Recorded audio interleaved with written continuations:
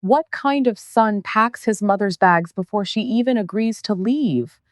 The question came out of Joanne Ridley's mouth as a whisper, but it landed in the kitchen like a dropped plate. Two suitcases sat beside the back door. Her blue coat was folded on top of them. On the table, where she usually kept seed invoices and church bulletins, lay a glossy brochure for a memory care home, with her name already written across the first page. Wesley would not meet her eyes.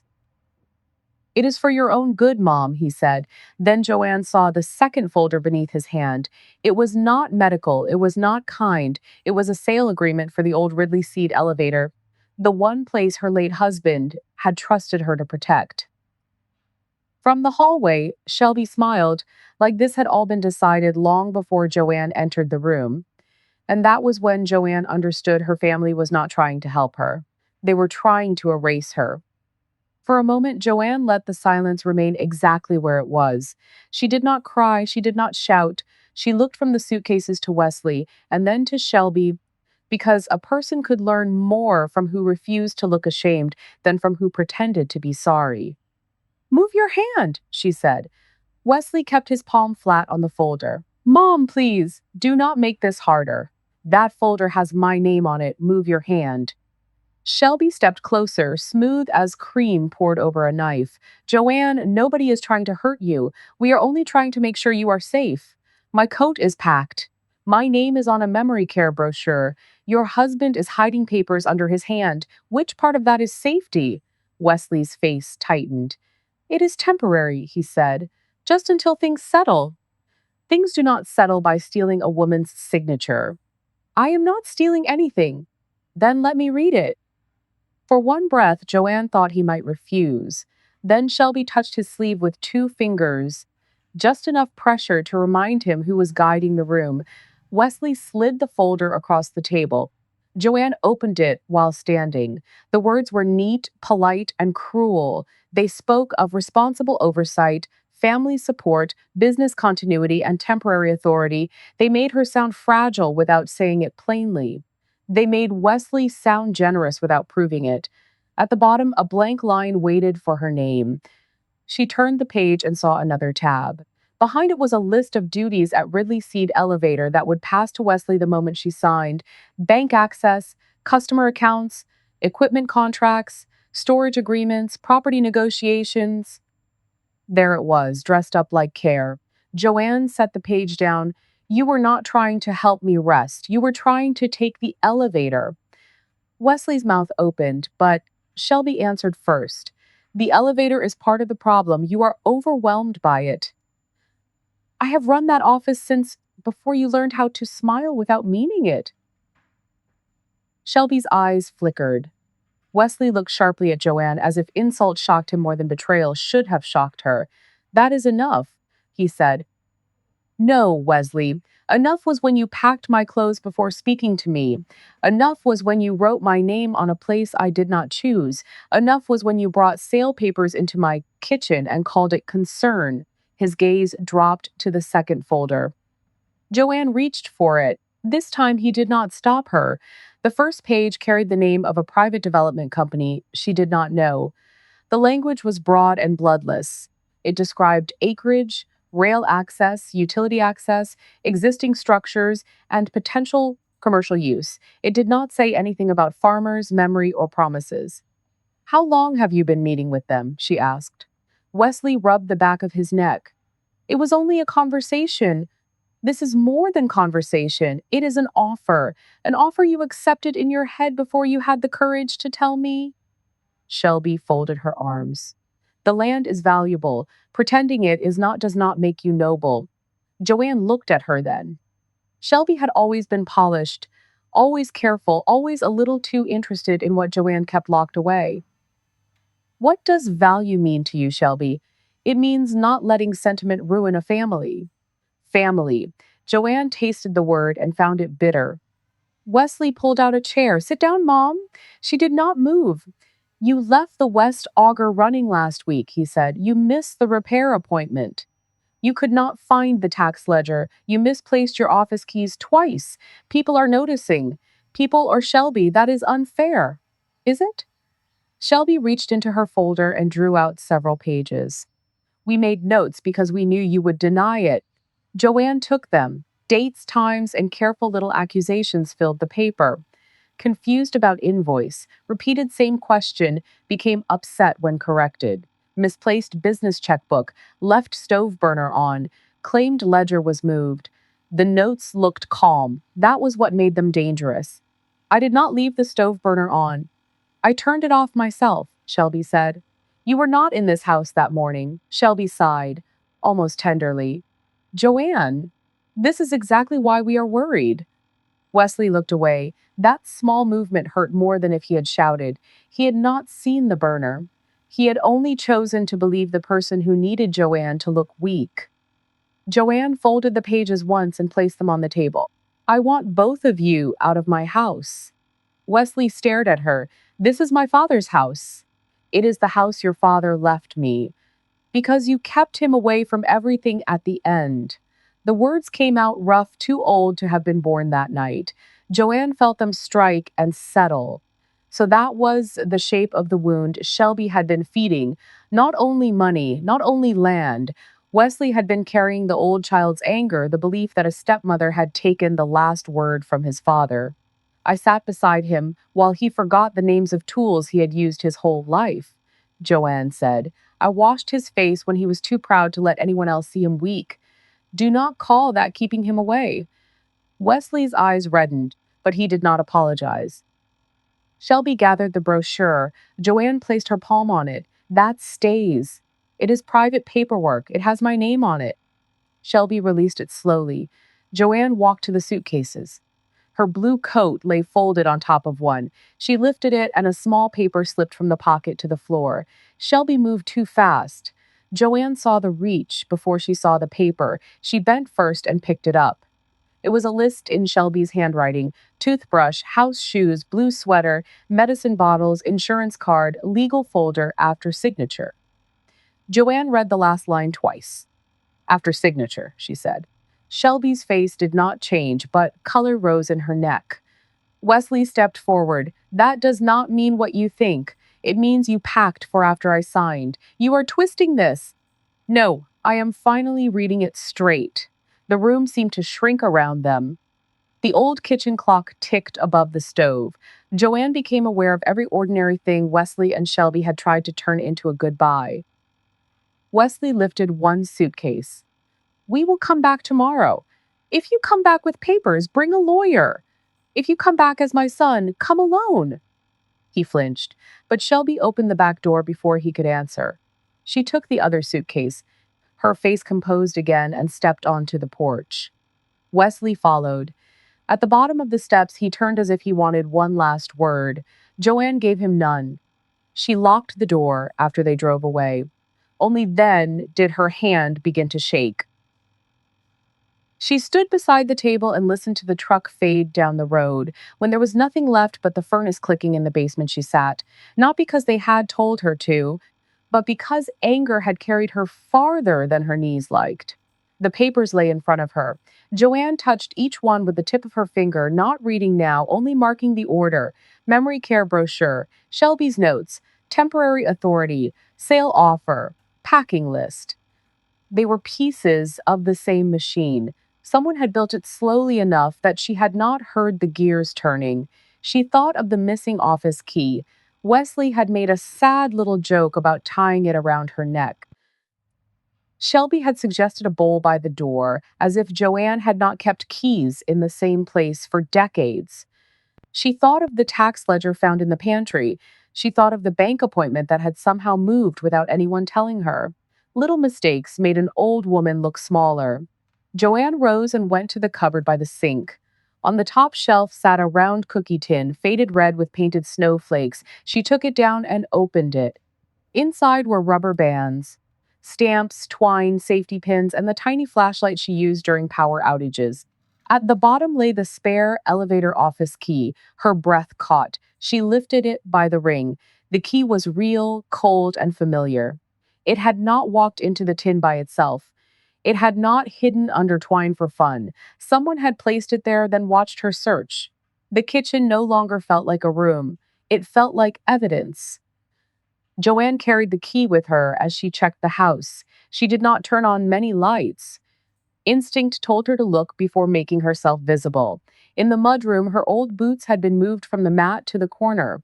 In the hallway, the framed photograph of Cole and Wesley at the county fair hung slightly crooked. In her bedroom, the top dresser drawer sat almost closed, but not quite. She opened it. Her birth certificate was gone. The absence was small, a gap in a folder where one paper should have been. But Joanne knew her papers. Cole's death certificate was there.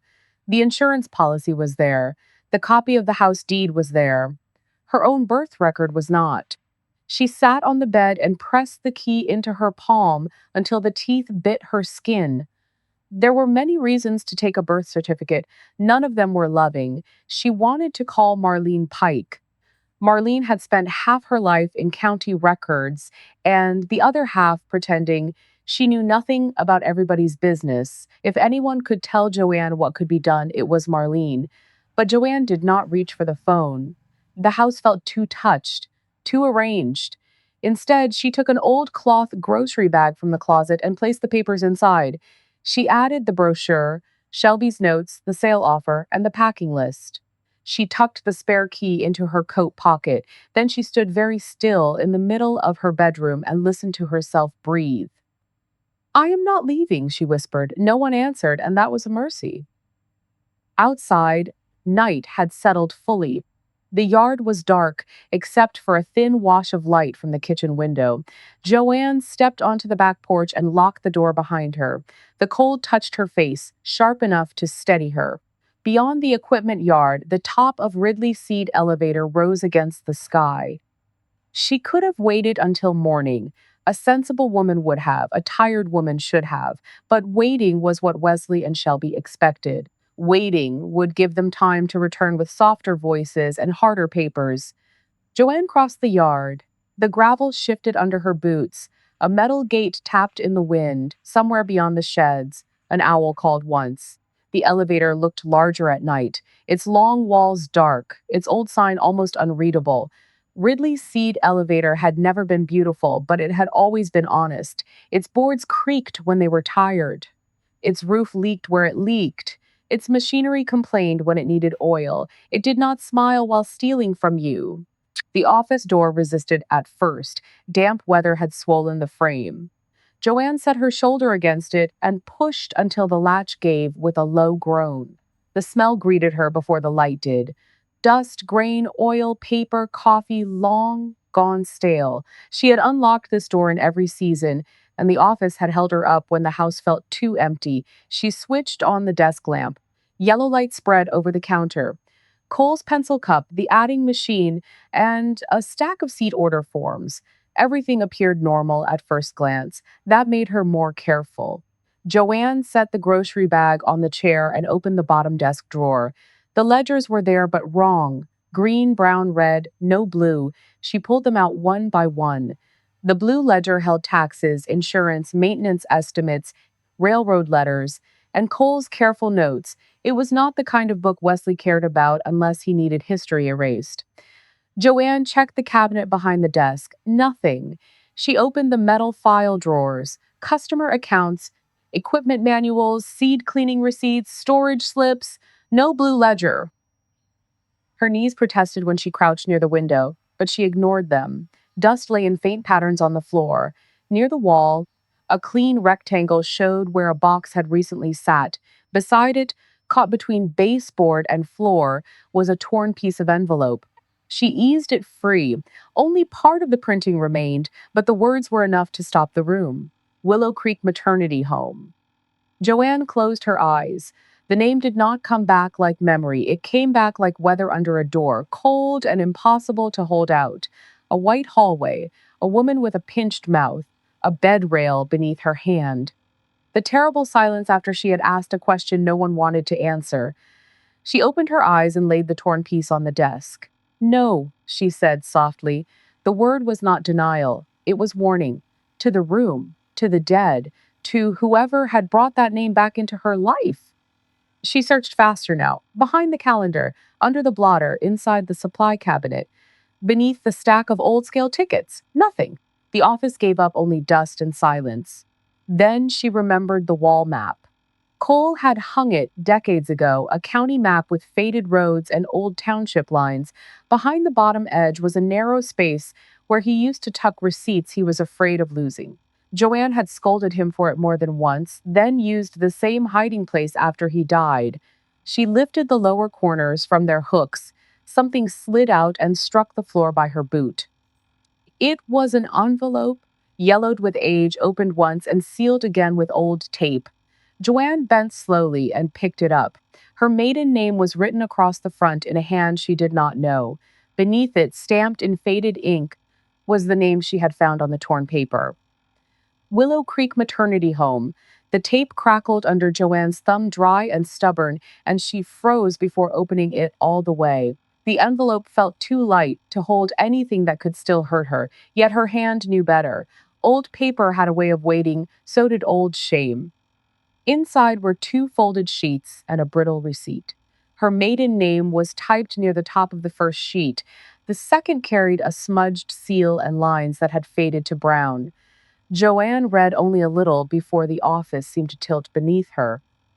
There was no word saying death.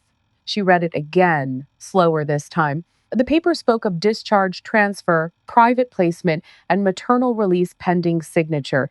It used careful terms no one had spoken in that white hallway long ago, when a woman with cold hands told her to stop asking questions and go home. Joanne set the sheet on Cole's desk and gripped the edge. "No," she whispered, "that cannot be right." She folded the papers back into the envelope, though her hands would not do it neatly. Then she placed it in the cloth grocery bag with Wesley's folders, Shelby's notes, and the sale offer. The bag suddenly felt heavier than any sack of seed. She sat at the desk until the cold climbed through her boots.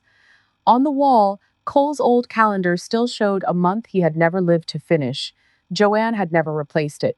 Some things stayed because taking them down felt like causing another death. At last, she reached for the office phone. Marlene Pike answered after several rings, her voice thick with sleep. "Who died?" "No one, I hope." "Joanne, I need you in the morning." "Are you hurt?" "Not in the way you mean." "Where are you?" "At the elevator. In the middle of the night?" "I found papers from Willow Creek." The line went quiet. When Marlene spoke again, the sleep was gone. "Do not say anything else over that phone. Put those papers somewhere safe and listen to me. Do not show them to Wesley."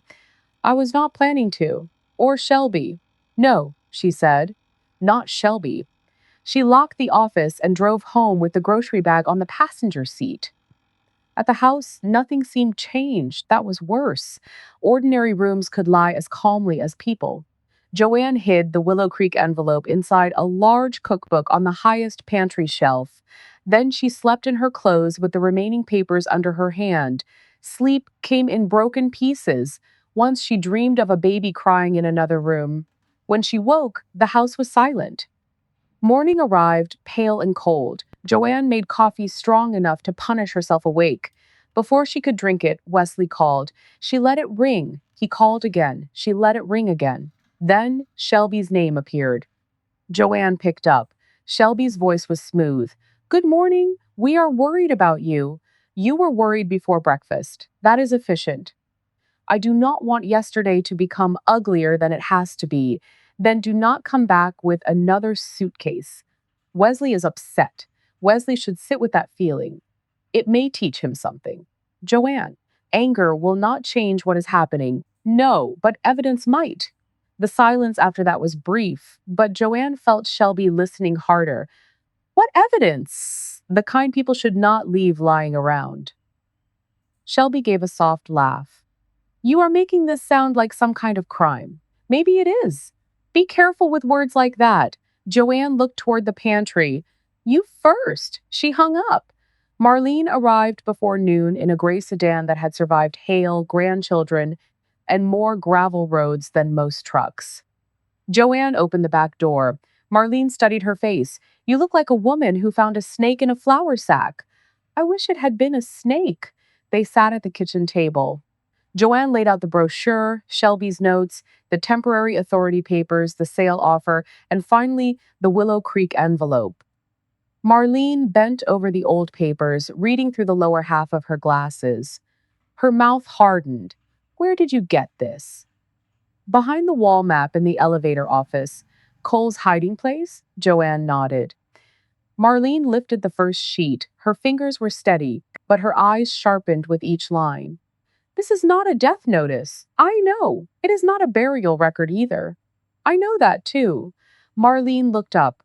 What did they tell you back then? Joanne turned her coffee cup without drinking. They told me she was gone. They said the baby never lived long enough for me to hold her. They said my mother had made arrangements. They said I should be grateful nobody in town had to know. Marlene shut her eyes for a moment. Did you sign anything? I do not remember signing. I remember curtains, a nurse. My mother's coat over a chair. After that, pieces. This says pending signature. What does that mean? It means there should be more paper somewhere. Maybe a final release. Maybe a transfer record. Willow Creek was across a line, so records may be split. Can you still find them? I am retired, not dead. Joanne almost smiled, but it faded quickly. Marlene tapped Shelby's notes. This is another problem, but it is moving in the same direction. Every changed appointment, every missing key, every little supposed mistake.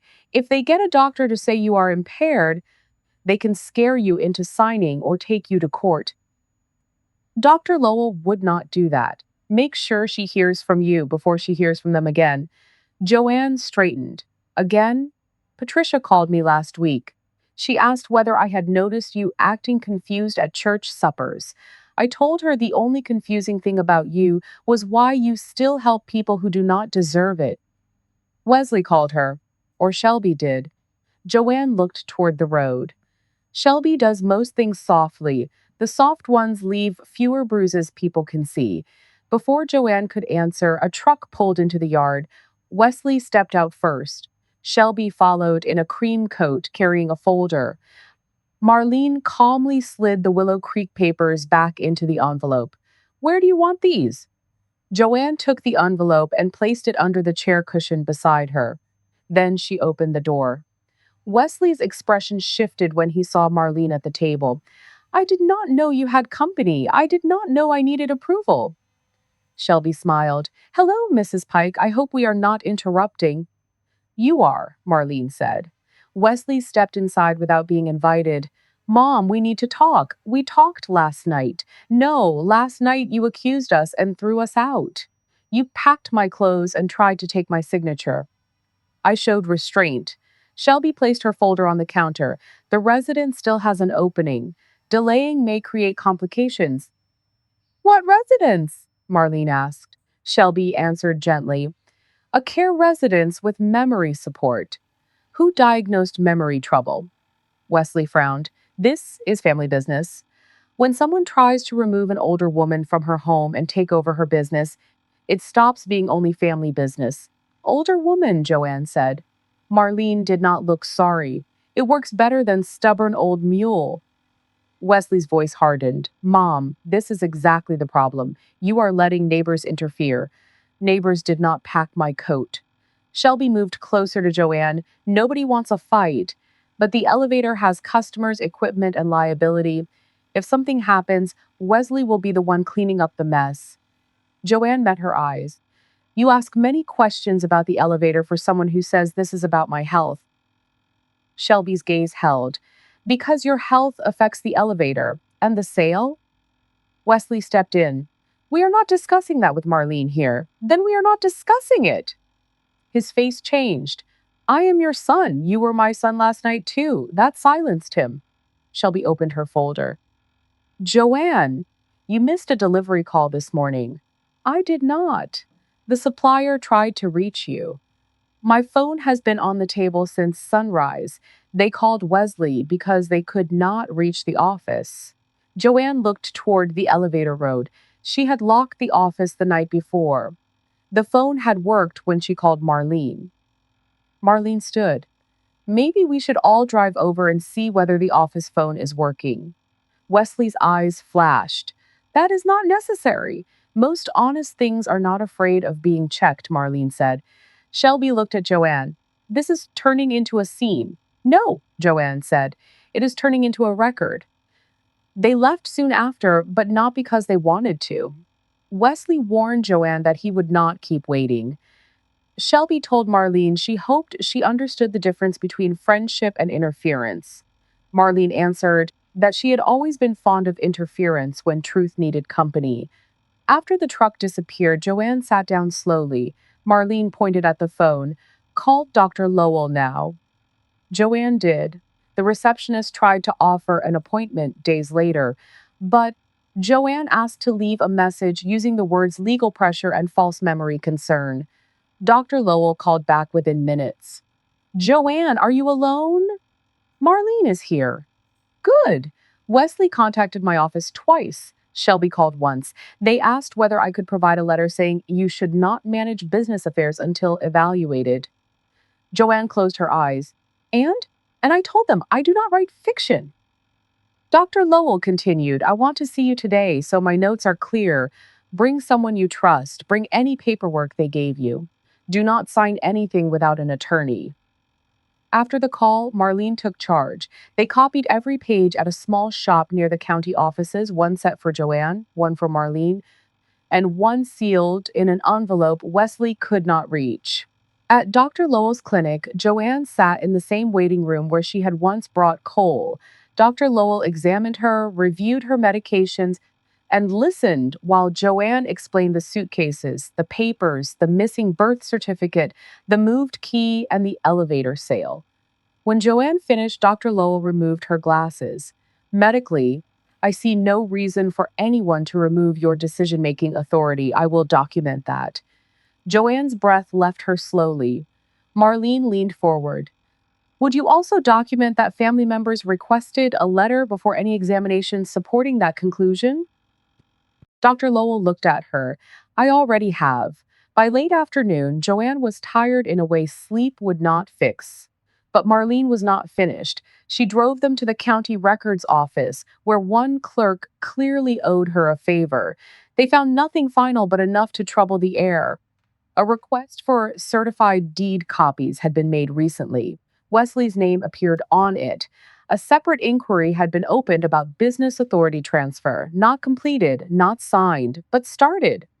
Testing doors, Marlene muttered. Joanne thought of Shelby's smile. Or checking which locks are weak.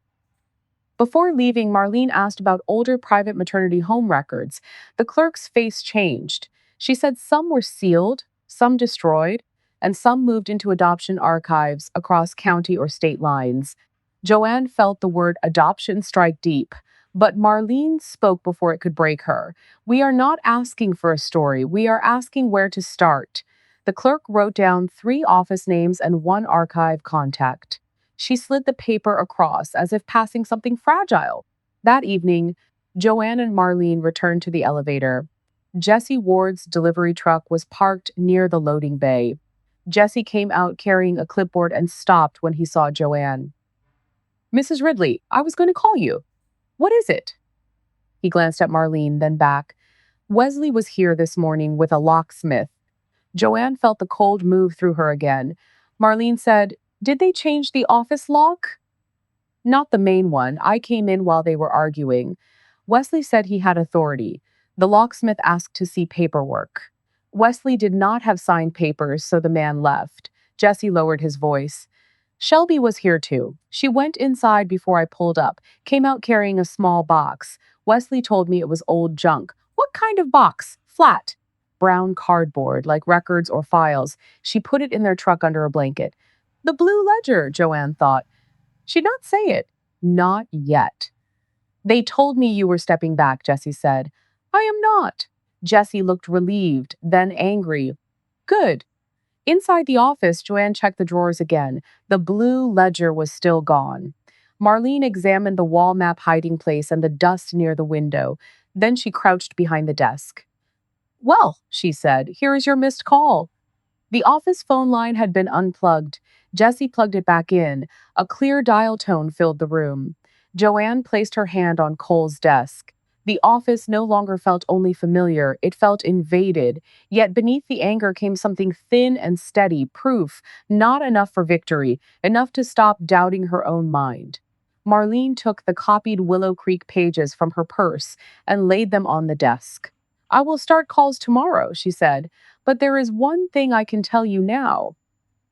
Joanne looked up. Marlene tapped the paper with the archive contacts. The home did not file infant death records through the usual county channel for that week, not under your name, not under the home's name, not in the index, I remember. Joanne's fingers curled against the desk edge. What did they file? Marlene's face was careful, and that scared Joanne more than haste would have. A transfer notation. It was not complete in the public index, but enough of it was there for me to see a chain, a baby girl. Same week, same private home. And Joanne, one name attached to that chain was Shelby Vance. The name stayed on the desk between them as if it had weight. Joanne did not touch the paper again. Shelby Vance was not just a name now. It was a door cracking open in a wall Joanne had spent most of her life pretending was solid. Marlene folded the paper and slid it back into her purse. Do not ask me to say more than I can prove. Joanne's voice came out thin. But you saw it. I saw enough to know we have to move carefully. There is a chain. There is a private home. There is a baby girl. There is that name, but almost is not enough when people are already trying to make you look confused. Jesse stood near the office door, his cap twisted in both hands. Mrs. Ridley, should I stay tonight? No, Joanne said, though she wanted to say yes. Lock the loading bay before you go. If Wesley comes back, you call me before you open anything? Jesse nodded. Marlene drove her home after dark. The elevator disappeared behind them, but Joanne felt it following, carrying old paper, missing ledgers, and the echo of a baby she had never been allowed to hold. At the house, Marlene walked in first. Sit where I can see you, she said. I am not made of glass. No, but you have been struck. Joanne lowered herself into the kitchen chair. Marlene made tea without asking. When she placed the cup in front of Joanne, her voice softened. Tell me what you remember. Not what they told you after. What you remember before. Joanne wrapped her hands around the cup. I remember rain against a window. I remember my mother not looking at me. I remember asking whether it was a girl, and someone said I should rest. Later, a nurse came in and said there had been complications. My mother cried, but not the way a woman cries over a grandchild. She cried like a woman afraid of being seen. Marlene sat across from her. Did you ever see the baby? No? Did they ask you for a name? Joanne shook her head. I had one in my mind. I never said it aloud. What name? Joanne closed her eyes. Grace. The word left her like breath held for half a century. Marlene did not write it down. She only reached across the table and laid her hand near Joanne's, not touching unless invited. Joanne opened her eyes. Afterward, my mother told me there was no need to speak of it again. She said grief was private, and shame should be even more private. Then Cole came into my life later, and Wesley was small and angry and motherless in his own way. I thought maybe God had given me a child who needed me because the one I lost was gone. And if she was not gone, Joanne looked toward the dark window. Her own reflection stared back, older and paler than she felt inside. Then somebody let me mourn a living child. The words cracked something open, but Joanne did not cry. Tears felt too small for what she was beginning to understand. The next morning, the knock came just after breakfast. A man stood on the porch with a leather folder and a face trained not to react. He asked her name, confirmed it twice, and handed her papers in a large envelope. Joanne knew before she opened it. Marlene, who had returned early, stood beside her as she read. Wesley had filed a petition asking the county court for emergency authority over Joanne's personal affairs and business decisions. The words claimed concern, risk, deterioration, and financial vulnerability. Shelby's notes were attached. So was a statement from Wesley saying Joanne had become hostile when offered care. Joanne read the last page slowly. He says I threatened him. Marlene took the paper. Did you? I told him to bring a lawyer if he came back with papers. That is not a threat. That is good advice. The petition named the elevator again and again. It said the business was unstable. It said key records were missing. It said Joanne had failed to maintain safe oversight. It did not say Wesley had tried to change the locks. It did not say Shelby had carried out a box. It did not say the office phone had been unplugged. Marlene picked up the phone and called Dr. Lowell. Then she called a lawyer she trusted. Joanne listened without speaking. She felt as if the room had become a river, and Marlene was throwing stones into the current so Joanne could cross. Near noon, Shelby arrived alone. Joanne saw her car from the kitchen window and felt her stomach harden. Shelby carried no folder this time. That frightened Joanne more than the folders had. Marlene opened the door before Shelby could knock. Shelby's smile was small. I came to speak with Joanne privately. Then you should have come years ago before you tried doing it through court. Shelby looked past her. Joanne, are you going to let your friend run your house now, too? Joanne stood behind Marlene. Say what you came to say. Shelby's gaze moved around the kitchen, touching the table, the phone, the pantry door, as if measuring what was still within reach. Wesley does not want this to be cruel. Wesley filed papers saying I am unsafe. He is scared. No, he is impatient. Shelby's voice cooled. You have always had a way of making yourself sound noble. Marlene's eyes narrowed, but Joanne raised one hand. What does that mean? It means some women keep things because letting go would expose what they really are. The words slid under Joanne's skin. They sounded old, personal, and rehearsed in silence. What have I kept from you, Shelby? For the first time, Shelby's face shifted, not much, just enough to show a flash of something hot beneath the polished surface. You would know better than I would. Then she turned and left. Marlene shut the door slowly. That was not about the elevator. No, Joanne. I heard it. By late afternoon, Dr. Lowell's written statement arrived. It said Joanne was capable, medically stable, and able to make her own decisions. It also noted that family members had requested a letter before examination. That woman knows how to sharpen a polite sentence. Joanne held the paper against her chest, but the comfort did not last. Jessie called as the sun lowered. Mrs. Ridley, Wesley is here. Joanne gripped the receiver inside, in the office. He came through the side door with Shelby. I was in the seed room checking the cleaner belt. They did not see me at first. He has 2 boxes. What is he taking? I cannot tell yet. Papers. Maybe old files. He told me to leave the property. Do not argue with him. I already told him you had not fired me. Jess, I know. I will wait outside, but you need to come. Marlene had her coat on before Joanne hung up. They drove fast enough that gravel snapped beneath the tires. When they reached the elevator, Wesley's truck was back close to the office door. One cardboard box sat in the bed under an old blanket. The second was in Wesley's arms. He froze when Joanne stepped out. Shelby stood behind him near the doorway. What are you doing? Joanne asked. Wesley lowered the box slightly. Securing records. From me, for the court. You are not the court. Shelby stepped forward. These are business documents, and they need to be protected before they disappear. Joanne looked at the box. Open it. No. Jessie moved closer from the loading bay. Mrs. Ridley, that one came from the cabinet by the scale tickets. Wesley turned on him. You are done here. No, Joanne said. He is not. Wesley's voice rose. You cannot keep dragging half the county into family matters. You made it county business when you filed against me. Shelby's eyes flashed toward Marlene. Of course she told you. Marlene stepped beside Joanne. I read public filings for entertainment. This is harassment, Wesley snapped. No, Joanne said. This is my property, my office, and my paper. Put the box down. For a moment, she thought he might shove past her.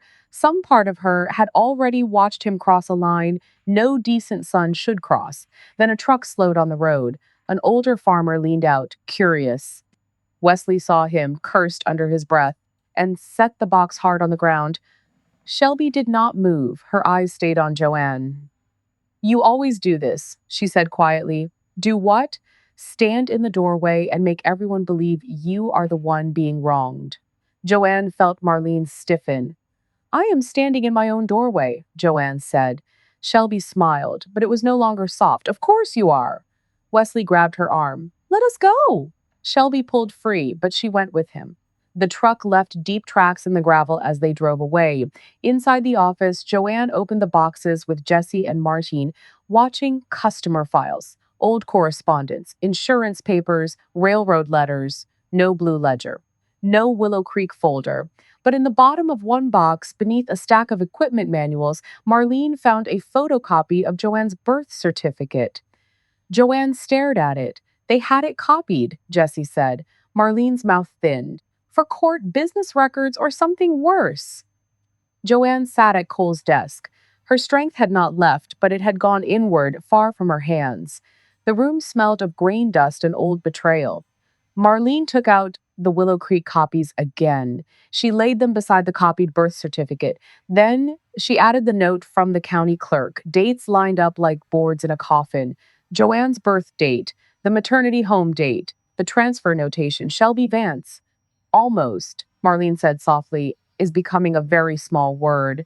Joanne looked at the papers until the letters blurred. I need to know, she said. I know. No. I need to know whether that woman walked into my family carrying my child's face, and I was too blind to see it. Marlene's expression broke for a moment. You were told your baby died. That is not blindness. That is a wound. Jessie quietly stepped outside, giving them privacy. Joanne reached for the edge of the desk. If Shelby is connected to that home, she knows something. Maybe not all of it, but something. She knows enough to hate you. Joanne nodded once. That evening, after Marlene took the copied records to lock them away, Joanne stayed at the elevator. She told herself she was checking the office after Wesley's intrusion, but the truth was simpler. She could not go home and sit beneath the same roof where Shelby had packed her clothes. The seed cleaning room was dim and cavernous. The old machine stood silent, belt still, metal chute dusty. Cole had loved that machine even when it broke down. He said it had a sound like work being done right. Joanne ran her hand along the rail and felt grit under her palm. Behind her, a door opened. She turned. Shelby stepped inside. No Wesley, no folder, no smile. For several seconds, neither woman spoke. The last light of day fell through high windows and made Shelby's face look carved from stone. You should lock your doors better, Shelby said. I used to think family was reason enough not to. Shelby laughed once. It was a hard, empty sound, family. Joanne did not step back. Why are you here? To see whether you found what you were looking for. What do you think I was looking for? The truth, or your version of it. Joanne's heart beat slowly, heavily. Shelby walked farther into the room. Wesley thinks this is about the elevator. He thinks he deserves what his father built. He thinks selling it will finally make him feel like a man who was not pushed aside by his stepmother. And what do you think? Shelby stopped near the seed cleaner. I think some women spend their lives collecting other people's loyalty after throwing away what they owed first. The room seemed to narrow.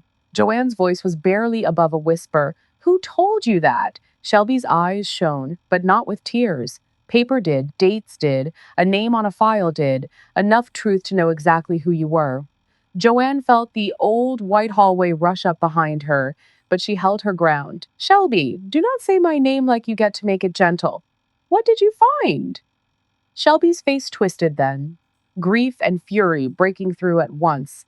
I found the woman who signed me away. The words struck so hard Joanne could not answer. Shelby stepped closer. I found the mother who walked out, married into a better life, raised another child, kept a business, kept a house, kept a name, and left me to grow up wondering why I was not worth keeping. Joanne reached for the machine rail behind her. No, yes, no, Shelby, do not deny it. Do not stand here in this holy little elevator and pretend you do not know. Joanne's throat tightened. I was told my baby died. Shelby stared at her, and for the first time, uncertainty flashed across her face. It vanished almost at once. Convenient. It is the truth. The truth is, your signature was on a surrender. I never signed you away. Shelby's breathing changed. You expect me to believe that now? I do not expect anything. But I am telling you, I never signed you away. Shelby's mouth trembled, then hardened again. You are lying because you got caught. Joanne took one careful step toward her. No, I am saying the only thing I have known how to say since the night they told me she was gone. I wanted my baby. Shelby backed away as if the words had touched her skin. Stop! I wanted her! Stop it! I did not give her up. Shelby's eyes filled, but she would not let the tears fall. She turned toward the door, then looked back with a hatred that was no longer clean enough to trust. You will say anything to keep what you have. Joanne stood in the dust and fading light, her hands still braced against the old machine. I never signed you away. Shelby opened the door, letting in a blade of cold air. I do not believe you.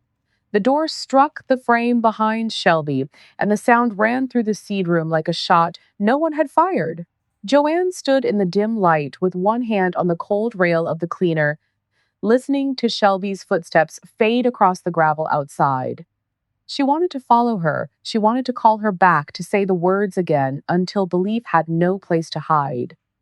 But the look on Shelby's face had told Joanne something more painful than anger. Shelby had not come to hear the truth. She had come to test whether Joanne would break under the accusation. Joanne stayed where she was until Jesse appeared in the doorway.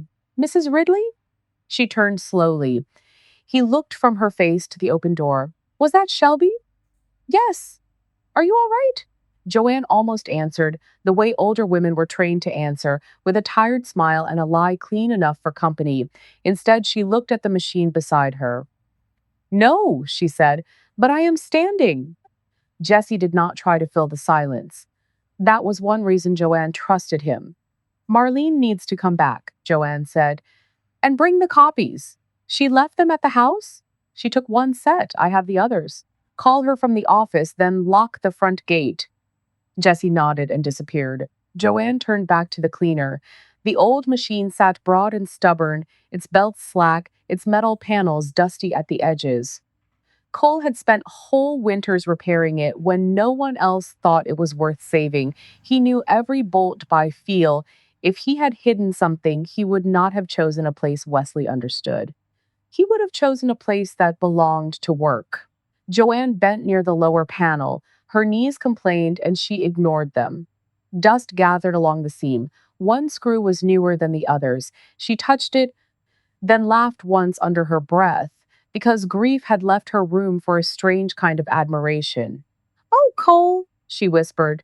What did you know? Jesse returned with a small tool bag before Marlene arrived. He loosened the screws while Joanne held the flashlight. Behind the panel was a narrow hollow clogged with chaff and old seed husks. Jesse reached in, frowned, and pulled out a flat metal box wrapped in oilcloth. He looked at Joanne before handing it over.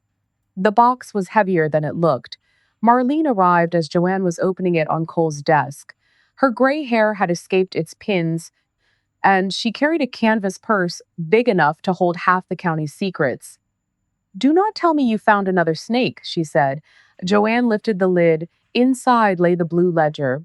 Marlene stopped speaking. The ledger was wrapped in brown paper. Beneath it were 3 envelopes, a folded letter, and a small photograph of Cole standing beside the elevator with one hand on the cleaner, younger, and unsmiling. Joanne touched the picture first. On the back, in Cole's handwriting, were the words, If I am too late, look where I kept the sound of work. Marlene let out a breath. He meant the machine. Joanne opened the ledger. Cole's handwriting filled the pages, cramped and uneven near the end of his life, but still clear enough. Most entries were ordinary at first. Tax dates, insurance changes, repair costs. Then the notes changed. Names appeared. Willow Creek. A nurse whose name Joanne remembered only as a shadow, a relative of Cole's long dead, Joanne's mother, a county transfer clerk. Dates from the month Joanne had tried not to remember. Marlene leaned close. Here, she said. Read this line. Joanne read it aloud, though her voice shook. Release signature does not match Joanne's hand. Mother present. Cole family name used to quiet matter before marriage. The room lost its edges. Jesse stood at the window, pretending not to hear and hearing everything. Joanne turned the page. A folded copy of a letter had been pasted there with old tape. The top was addressed to Cole, but not in the tone of friendship. It was a warning. Someone had written that the old surrender was better left alone, that Joanne had a decent life now, and that no good would come from digging up the child. The child. Not the grave, not the loss, the child. Marlene's hand covered her mouth. Joanne kept reading. Another page held a comparison of signatures. Cole had copied Joanne's name from their marriage license, from old bank records, and from the surrender form he must have found somewhere. The surrender signature curved wrong. The capital letters were too sharp. Joanne had known her own hand for more than 7 decades, and she knew at once. I did not write that, she said. Marlene's voice was gentle. No, you did not. The proof did not heal her. It tore a wider wound and placed truth inside it. Joanne sat down. Cole had known, not everything perhaps, not soon enough. But he had known something. He had hidden it where Wesley would not look, where time and dust might protect it until Joanne needed it. Anger rose, but it did not know where to land. On Cole for not telling her. On the dead for stealing a child. On herself for living so long beside a locked door. Jesse cleared his throat. There is more outside. Joanne looked up. What do you mean? A black car pulled in by Wesley's truck. Marlene moved to the window. Buyers? Joanne stood too quickly and steadied herself on the desk. Across the yard, Wesley had stepped from his truck. Shelby stood beside him, rigid in her cream coat. Two men in dark coats got out of the black car, carrying document tubes and leather folders. One pointed toward the rail spur, as if the land had already stopped belonging to the people watching. Wesley saw Joanne in the window. His face changed. Marlene closed the ledger. He is moving the sale. He cannot sell what I have not signed. He can try to convince them he will soon control it. Joanne placed the forged signature page back in the ledger. Then they need to hear that he will not. Marlene caught her arm. Not all of it. Not unless you choose it. Joanne looked through the glass at Shelby. The woman's mouth was set hard, but her eyes kept moving toward the office door, toward the seed room, toward the place where she had left Joanne standing in the dark. She already dragged the dead into this room, Joanne said. I am only bringing them into the light. They walked out together. The wind cut across the yard. Wesley stepped forward before Joanne reached the buyers. Mom, go back inside. No, this meeting does not concern you. One of the men looked at from Wesley to Joanne with sudden discomfort. Joanne said, I am Joanne Ridley. This property is under my control. I did not authorize a sale meeting. Wesley's face reddened. Temporary authority is pending. Pending is not signed. Shelby spoke low. Joanne, do not embarrass yourself. Joanne turned to her. I have already survived embarrassment. It is not the worst thing a family can do. The taller buyer adjusted his folder. Perhaps we should reschedule. Wesley forced a laugh. That is not necessary. My mother is confused about the process. Marlene lifted her chin. Dr. Lowell has provided a current statement saying otherwise. The shorter buyer frowned. Doctor? Joanne took the medical statement from Marlene and handed it to him. He read quickly, then she handed him a copy of the care petition and Shelby's notes. These are the papers they are using to make me look unable to decide. I was not examined before those claims began. My office phone was unplugged. My spare key was hidden. My records were moved. Jesse Ward saw them removing boxes from this office. Jesse stepped forward, nervous but steady. I did. Wesley told me Mrs. Ridley had stepped back. She had not. Wesley pointed at him. You work for me now. No, Joanne said. He works here because I said he does. Shelby's voice sharpened. This is ridiculous. None of this changes the fact that you are overwhelmed. No, Joanne said. What overwhelms me is the number of people willing to lie politely. A pickup slowed near the road. Then another. Word traveled fast in farming country, especially when a black car and raised voices stood outside the elevator. Reverend Alma Brooks stepped from the second truck, her scarf pulled tight against the wind. Joanne, she called, do you need witnesses? Joanne looked at Marlene. Marlene's face asked the question she did not speak. Are you sure? Joanne looked at the elevator, at the buyers, at Wesley's anger, at Shelby's cold trembling, and at the neighbors gathering near the gravel entrance. If she waited for court, Wesley and Shelby would keep shaping the story. If she spoke now, she would not control every whisper, but she would control the first truth. Yes, Joanne said. I do. They moved inside because the wind was too sharp. The office could not hold everyone, so they gathered in the main elevator room near the seed cleaner. Dust hung in the light from the high windows. Farmers, neighbors Jesse, Marlene, Reverend Alma, the buyers Wesley and Shelby stood among the machines and old bins while Joanne held Cole's ledger against her chest. She had imagined many humiliations in old age, falling in public, forgetting a name, needing help with buttons. She had never imagined standing before neighbors with the hardest grief of her young life in her hands. Her voice was low at first. My son and his wife have told people I am not fit to run this elevator. They have tried to move me out of my house, take control of these records, and sell this property. I could answer that with business papers alone. Wesley muttered, Then do that. Joanne looked at him. I am speaking now. He fell silent, not from respect, but because every face had turned toward him. Joanne opened the ledger. But this is not only about business papers. The attack on my mind began when old records connected to my life started disappearing. My birth certificate was taken from my house. The blue ledger was removed from this office. A record from Willow Creek Maternity Home was hidden behind a map.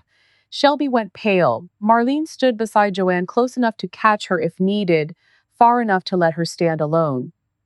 Joanne continued, When I was young, I was told my baby died. I lived with that grief for more years than most people in this room have been married. The room went completely still. Wesley stared at her. He had not known this part. Joanne saw that clearly. His anger gave way to confusion, then discomfort. Shelby knew. Shelby had known enough to aim at the wound. Joanne lifted the copied transfer sheet. This paper does not say death. This ledger, hidden by my husband before he died, shows that a surrender signature was questioned. It shows my name was used without my true consent. Shelby whispered, No. The word was nearly lost, but Joanne heard it. Marlene took out the signature comparison. I spent my working life reading records. This is not Joanne's hand. Dr. Lowell has also documented that the current claims against her capacity were sought before an examination. The taller buyer took a step back from Wesley. Wesley said, This has nothing to do with the sale. It has everything to do with how you tried to get it, Joanne answered. Shelby looked trapped, but not afraid of exposure in the way Wesley was. Her fear was deeper. The floor beneath her private hatred was moving. Joanne turned another page. Cole wrote names here. He wrote dates. He wrote that pressure came from family, from people who wanted shame buried before marriage, before property, before reputation. He wrote that the signature on the release did not match mine. Reverend Alma bowed her head. Jesse's eyes shone with anger. The shorter buyer closed his folder. Mr. Ridley, our company will not proceed under these circumstances. Wesley swung toward him. This is a family dispute. It is a dispute involving capacity claims, contested authority, missing records, and possible forged documents. That is not something we touch. You made an offer, subject to clean authority. There will be clean authority. Joanne's voice cut through the room. No, Wesley, there will not. Shelby stepped closer to the ledger. Let me see it. Marlene hesitated. Joanne did not. She opened to the signature page and held it out, keeping one hand on the spine. Shelby stared at the comparison. Her face changed slowly, as if each line had to travel through years of anger before it reached understanding. Her eyes moved from the false signature to Joanne's known handwriting, then to Cole's note beneath it. Release signature does not match Joanne's hand. Shelby's lips parted. Joanne watched the moment the truth entered her. It did not soften her, not yet. It struck her. It stole the shape of the story she had used as a weapon. Shelby looked up, and for the first time since Joanne had known her, there was no polish left on her face. Her mouth opened once, but no sound came. Around her, neighbors stood among the bins and the old machinery, and every face seemed to understand that the story had changed before she did. Wesley reached for the ledger. That proves nothing. Marlene pulled it back before his fingers touched the page. It proves enough that no buyer with sense will stand beside you tonight. The men from the development company were already moving toward the door. Wesley followed them with his eyes, stunned by how quickly money lost courage when paper turned dangerous. You cannot just walk away, he called. One of the men stopped. We came for clean property. We did not come for a family war and forged records. When the door closed, Wesley turned on Shelby. You knew about this. Shelby did not answer. You knew there was something buried here, and you let me stand here like a fool. Shelby's eyes stayed on the ledger. You did not need help becoming one. A low murmur moved through the neighbors. Reverend Alma stepped forward, but Joanne raised a hand. The old habit of protecting family shame rose in her, then broke. Shame had protected the wrong people for too long. Wesley pointed at Shelby. This was her, the notes, the care home, the pressure. She pushed every part of it. Shelby looked at him. The polish was gone, but so was fear. And you came running because the word sale sounded sweeter than the word mother. Wesley's face twisted. She is not my mother. The room went still. Joanne felt the words land where older wounds already lived. They hurt, but they did not surprise her anymore. Maybe that was the saddest part. No, she said quietly. I was the woman who stayed. Wesley looked away first. Reverend Alma moved to Joanne's side. This meeting is finished for tonight. Anyone who came to witness has witnessed enough. People began leaving slowly, not with the hungry excitement of gossip, but with the heavy silence of neighbors who had seen private cruelty become public truth. Jesse remained by the door until Wesley finally left, kicking gravel as he crossed the yard. Shelby stayed near the seed cleaner, staring at the ledger in Joanne's hands. I want to see all of it, Shelby said. Joanne held the book closer. Not tonight. You showed half the county. I showed enough to stop a sale and a lie. The rest is not a performance. Shelby swallowed. It is my life too. Yes, Joanne said. And you used mine like a weapon before you knew the whole truth. Shelby flinched, but no apology came. She wrapped her coat tighter around herself and walked out into the dark. The court matter did not disappear because the buyers did. Wesley's petition remained on file, stiff with accusations and dressed in concern. By the next morning, Dr. Lowell's statement, Jesse's account, and the signature comparison were all in the hands of Joanne's lawyer, Elaine Mercer. Elaine spread the papers across her table. Your son built his request on your supposed confusion. We will answer with proof. What about Shelby? Joanne asked. Elaine looked at her over her glasses. Her pain may explain her rage. It does not excuse what she did. The hearing was short, but not gentle. Wesley sat on one side of the small county courtroom. Shelby sat behind him, pale and silent. Dr. Lowell appeared by video from her clinic. When Wesley's lawyer described Joanne as confused, Elaine placed the memory care brochure on the table. Who filled out the intake page before my client agreed to anything? Wesley stared at his hands. When the lawyer mentioned missing business records, Elaine showed Jesse's statement about the boxes removed from the elevator office. When Wesley claimed urgency, Dr. Lowell said no medical findings supported taking Joanne's decisions from her. The judge read in silence. Then he looked at Wesley. Concern for an aging parent does not give a person permission to build a record around convenience. The emergency petition was denied that afternoon. The judge ordered that no business transfer, property negotiation, or record removal could take place without Joanne's written consent or further court review. He did not decide the older matter of the forged surrender. That would take other offices and more time. But he did say the sentence Joanne needed to hear. Joanne Ridley remains in control of her person, her home, and her business. Outside the courthouse, Wesley waited near the steps. Shelby stood several feet away from him. They looked less like husband and wife than strangers who had borrowed the same disaster. Wesley approached first. I did not know about the baby. The word baby sounded wrong in his mouth, too small for what had been stolen. No, Joanne said. You knew about the suitcases. He looked down. Shelby made me see things a certain way. Shelby did not make you file papers against me. Before Wesley could answer, Shelby walked toward them, stripped of all polish. I gave Elaine a statement, she said. I wrote down what I did the notes, the calls, the packing list, the pressure, the ledger box. Not everything was you. Wesley stared at her. Why would you do that? Shelby looked at Joanne. Because I saw the signature. Joanne held her gaze. A statement is not the same as making it right.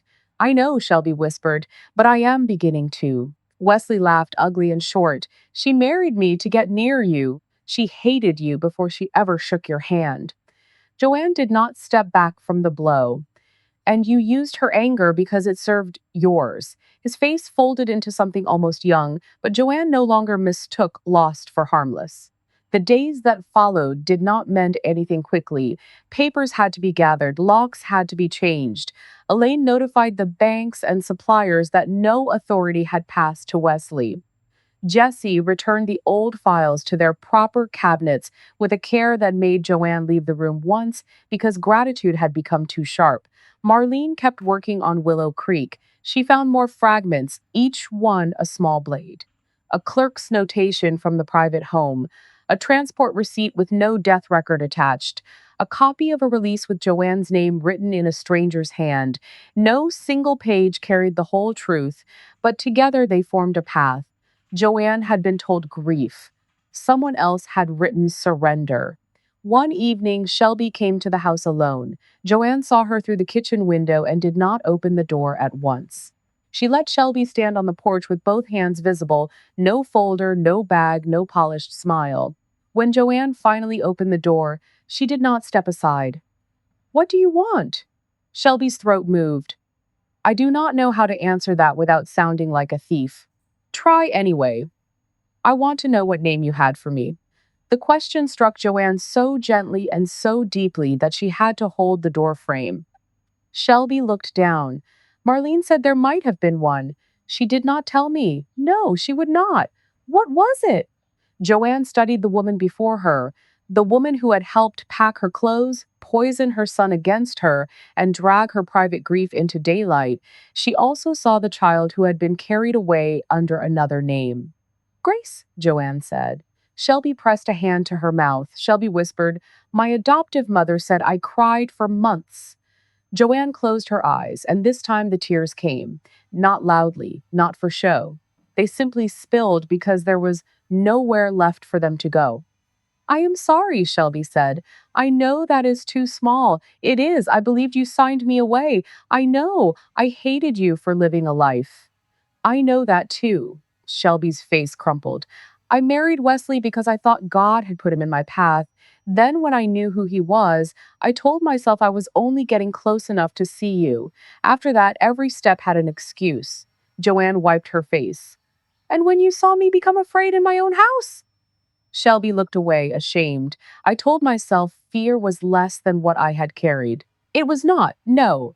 Joanne opened the door a little wider, but not enough to invite her in. I cannot be your mother today because a paper says I am. I cannot be your enemy anymore either. The truth is not the same as trust. I know. You will tell Elaine everything. You will return any record you still have. You will not come to my house without calling. You will not ask me for money, property, or forgiveness as if they are overdue bills. Shelby accepted each sentence like a deserved sentence. And if one day you want to read the full record with me, Joanne said, we may do that, not to erase what happened, only to know what was done to us. Shelby's shoulders shook. I would like that. Not yet. I know. After Shelby left, Joanne sat at the kitchen table until dark, looking at the empty chair across from her. It was not peace. It was space where a different kind of grief might someday sit down. The cooperative papers were signed on a cold, clear morning at the elevator office. Elaine prepared them carefully. Marlene read every page as if daring a comma to misbehave. Reverend Alma brought coffee. Jesse swept the floor before anyone arrived. Several farmers came in clean jackets, the kind worn to funerals, weddings, and serious bank meetings. Wesley came too. He stood near the back with his lawyer, hollow-eyed and angry. He had tried to object, claiming the elevator was family legacy and should not be locked away from blood. Elaine answered that Joanne was not locking it away. She was protecting it from being sold without conscience. Joanne signed her name slowly, not because she hesitated, but because every curve mattered. After a lifetime of someone else using her name to wound her, she wanted this signature to be seen. Ridley Seed Elevator would become a community seed cooperative. Joanne would remain in control during the transition. No single heir could sell the property. No child, spouse, or buyer could walk in with grief dressed as entitlement and carry it away. When the final page was signed, Wesley stepped forward. "So that is it," he said. "You chose them." Joanne capped her pen. "No, I chose what your father and I kept alive. I am your son. You are the boy I raised and the man who tried to have me removed from my own home. Both things are true." His face worked, searching for anger, finding pain. What am I supposed to do with that? Live honestly enough that someday the answer changes. He looked towards Shelby, who stood outside by her car, not coming in. Then he looked back at Joanne. "You really will not leave me anything. I already gave you years." The words settled between them, final and merciful in the same breath. Wesley left without another word. After the signing, people stayed longer than necessary. They drank coffee and talked about seed prices, broken belts, bad winters, and ordinary things that felt holy because no one was trying to steal them. Near noon, Shelby entered quietly. The room hushed, but Joanne did not let it harden. Shelby placed a small cardboard box on the desk. "These were in my closet. Copies, notes, the blue ledger pages I photographed, a letter from the archive, everything I kept." Elaine took the box. Shelby looked at Joanne. "I am not asking to stay." Joanne nodded. "All right." Shelby turned to leave, then stopped. Grace was a beautiful name. Joanne felt every eye in the room, but she answered only for Shelby. "Yes," she said. It was. Shelby left. Winter thinned over the next weeks. The court matter against Joanne was closed. Other questions remained open, and Elaine warned that old records moved slowly. There might never be one perfect page naming every liar. But Joanne no longer needed one perfect page to know she had not abandoned her child. She kept a copy of Dr. Lowell's statement in the house. She kept the forged signature comparison in a locked drawer. She kept Cole's ledger at the elevator inside a new safe only she and Elaine could open. She also kept the name Grace written on a small card in her Bible, not as a claim, but as a witness. One morning before sunrise, Joanne walked to the elevator alone. A pale line of light had begun to open across the fields. The gravel was damp. The air smelled of thawing ground and old grain. She unlocked the office and turned on the lamp. Cole's pencil cup was still there. The ledgers were in order. The wall map hung flat again, hiding nothing. On the desk sat a note from Jessie saying the West Auger Belt had been checked twice, just so nobody could ever lie about it again. Joanne smiled.